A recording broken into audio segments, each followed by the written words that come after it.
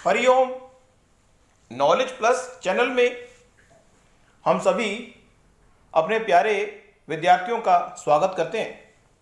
आज Hariom current affair की ये क्लास नंबर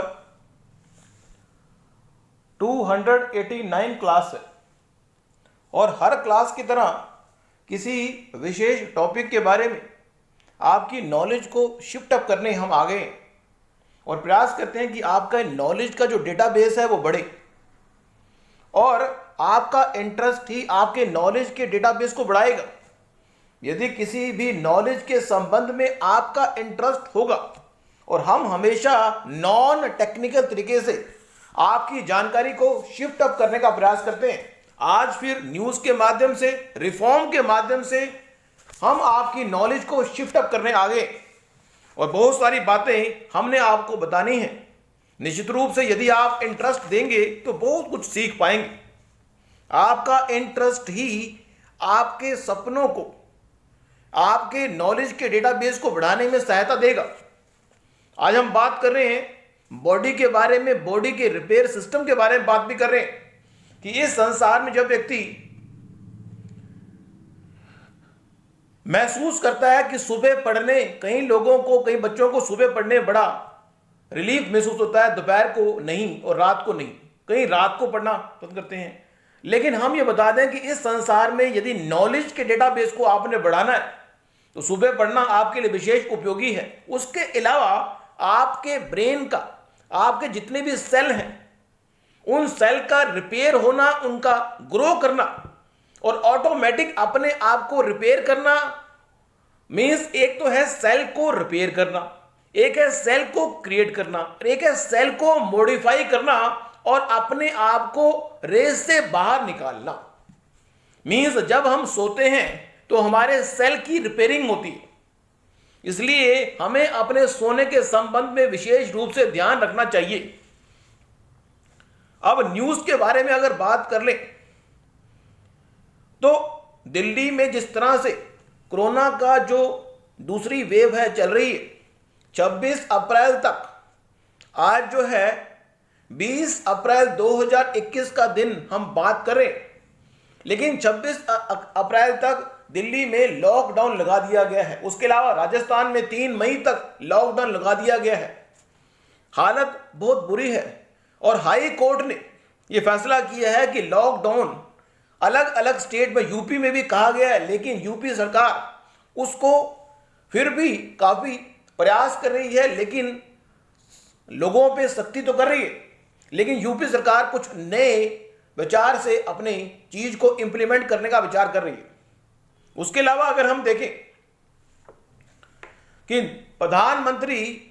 हमारे प्रधानमंत्री की जो रैलियां चल रही हैं, क्योंकि चुनाव भी जोरों पर है, आईपीएल भी जोरों पे ही है और अभी रिसेंटली 10वीं के 12वीं की परीक्षाओं को रद्द कर दिया गया, चाहे वो स्टेट लेवल पे थी, चाहे वो सेंट्रल लेवल पे थी। उसके अलावा कोरोना जो है वो दूसरी वेव में लगभग 2,73,000 लोगों को एक दिन में प्रभावित कर रहा है, केस आ रहे हैं।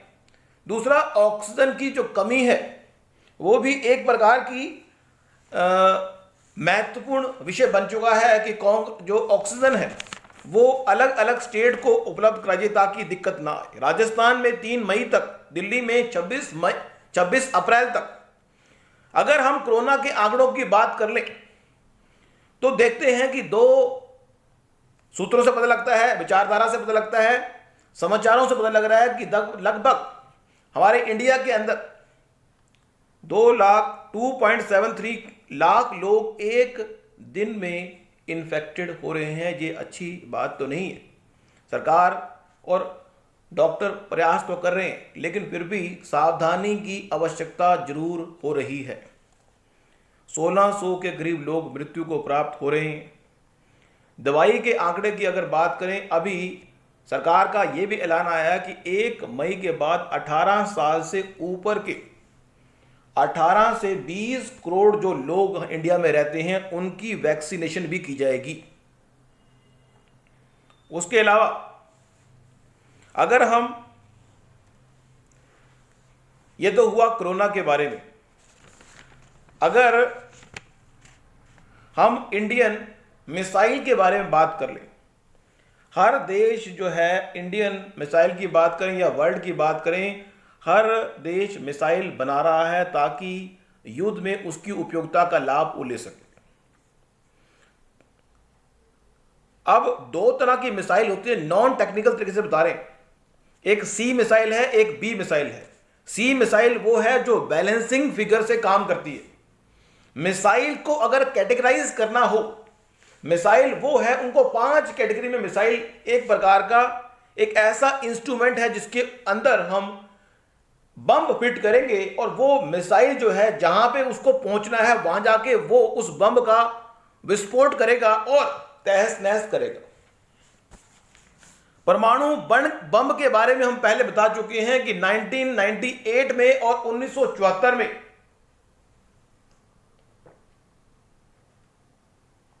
इंडिया ने परमाणु परीक्षण किए। अब मिसाइल की अगर बात करते हैं तो मिसाइल 5 तरह की होती है। एक वो मिसाइल जो धरती से धरती पर वार करेगी, एक मिसाइल वो है जो धरती से चलेगी और हवा में मार करेगी, हवा में विस्फोट करेगी। एक मिसाइल जो है हवा से चलेगी, हवा में करेगी। एक है जो हवा से मींस एरोप्लेन में हेलीकॉप्टर में बैठ के मिसाइल का यूज किया जाएगा और धरती पर मार करेगी। एक है टैंक के लिए एंटी टैंक मिसाइल है जो टैंक पर वार करेगी। तो ये 5 तरह की मिसाइल है। अब अगर हम इन मिसाइलों की बात कर रहे हैं तो ये मिसाइल जो है कितनी स्पीड से वार कर रही है ये भी देखने वाली बात है, और कितने किलोमीटर तक ये वार कर सकती है। और दूसरा, ये मिसाइल जो है कितने तरह की है, गाइडेड है या नॉन गाइडेड है। अगर मिसाइल गाइडेड है तो हम उसकी डायरेक्शन को, उसके टारगेट को चेंज करने में सफलता प्राप्त कर सकते हैं। इंडिया में मिसाइल जो है 5 कैटेगरी की है। अब 5 कैटेगरी की मिसाइलों पे हम फोकस नहीं करेंगे कौन कौन सी हैं, लेकिन हमने ये बता दिया कि जो मिसाइल है अगर वो 5 कैटेगरी की है, उसमें 5 तरह की है, उसके अलावा 2 टेक्निक है। एक टेक्निक है जिसमें कि एक मिसाइल जब छोड़ी जाएगी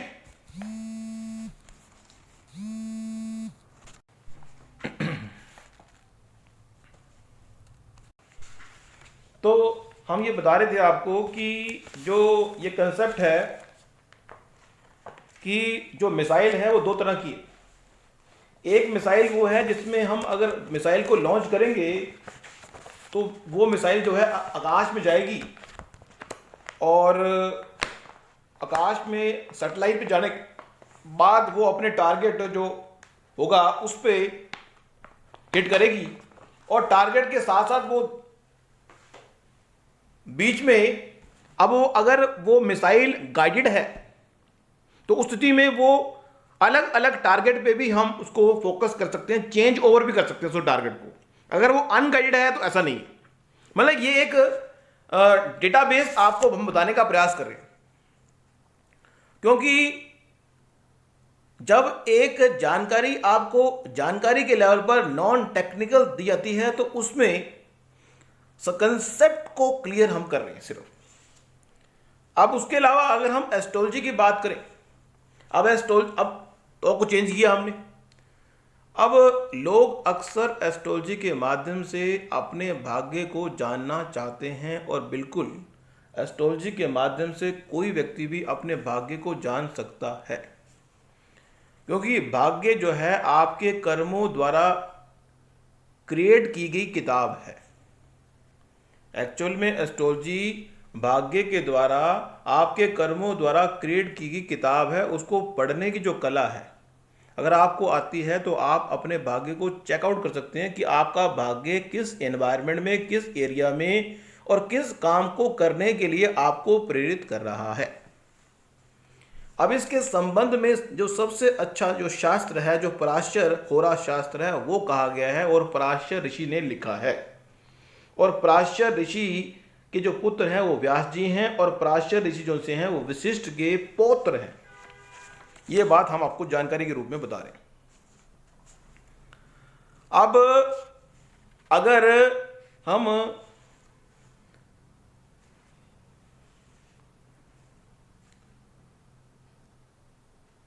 प्लानिंग के बारे में, हमने प्लानिंग कमीशन के बारे में बात की थी कि प्लानिंग कमीशन का काम जब 1951 से शुरू हुआ तो 2014 में गवर्नमेंट, बीजेपी गवर्नमेंट आते ही उन्होंने नीति आयोग में कन्वर्ट कर दिया, और नीति आयोग में कन्वर्ट कर दिया। अब लोगों का विचार ये भी आ रहा है कि जब मार्च में संपूर्ण देश में लॉकडाउन लगा दिया गया था, जब मार्च में संपूर्ण देश में लॉकडाउन लगा दिया गया था, तो अब केसेस अधिक होने पर भी क्यों लॉकडाउन नहीं लगाया जा रहा? क्योंकि अभी करंट सिनेरियो में आईपीएल के बारे में बात हो रही है, चुनावों के बारे में बात हो रही है, या फिर कोरोना के बारे में बात हो रही है। ये तीन मेन मुद्दे चल रहे हैं।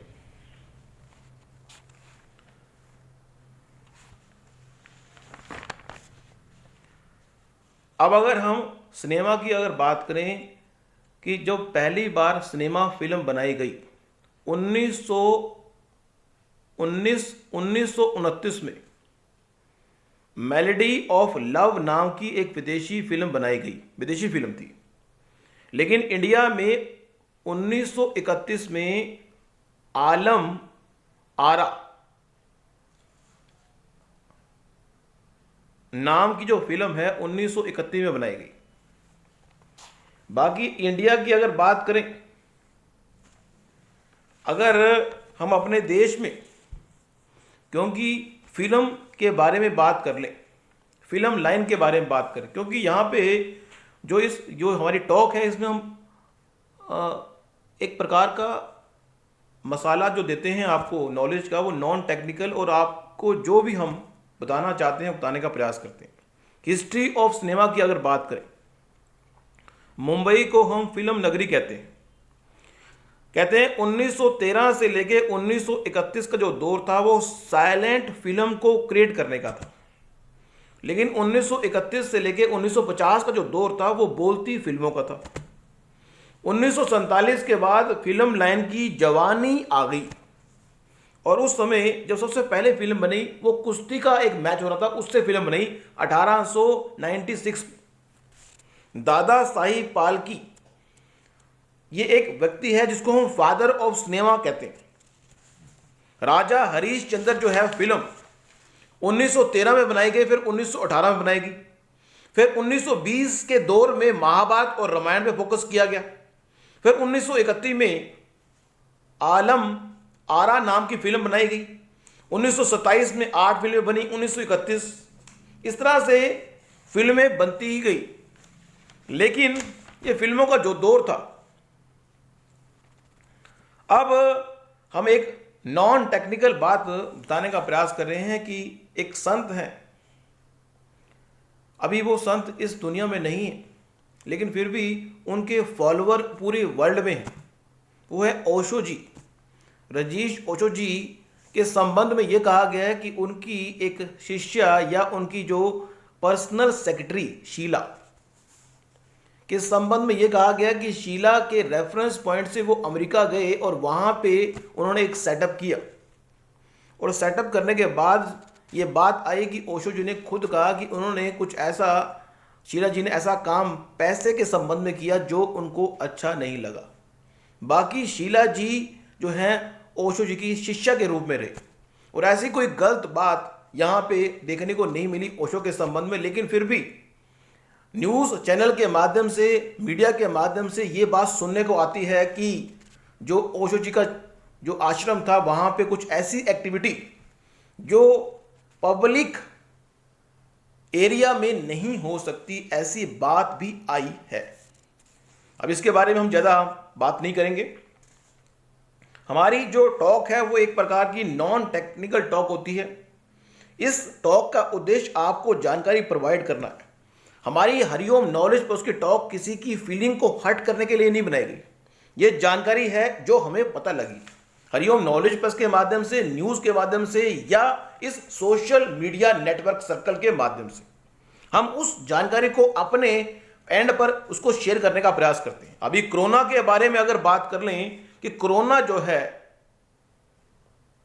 वो इतना फैल रहा है कि इस पे पूर्ण रूप से लॉकडाउन लगाने की आवश्यकता तो है, लेकिन स्कूलों के संबंध में तो सरकार ने एक बड़ा कठोर कदम उठाया, लेकिन अब ऑक्सीजन के संबंध में भी किसान को कठोर कदम उठाना होगा कि ऑक्सीजन की सप्लाई हर स्टेट को मिल जाए।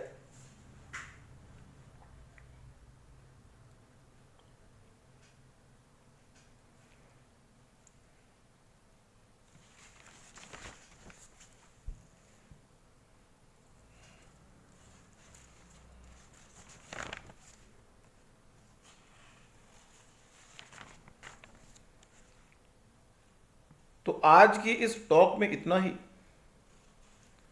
नेक्स्ट टॉक में कुछ और जानकारी हम आपको देंगे। Thank you so much.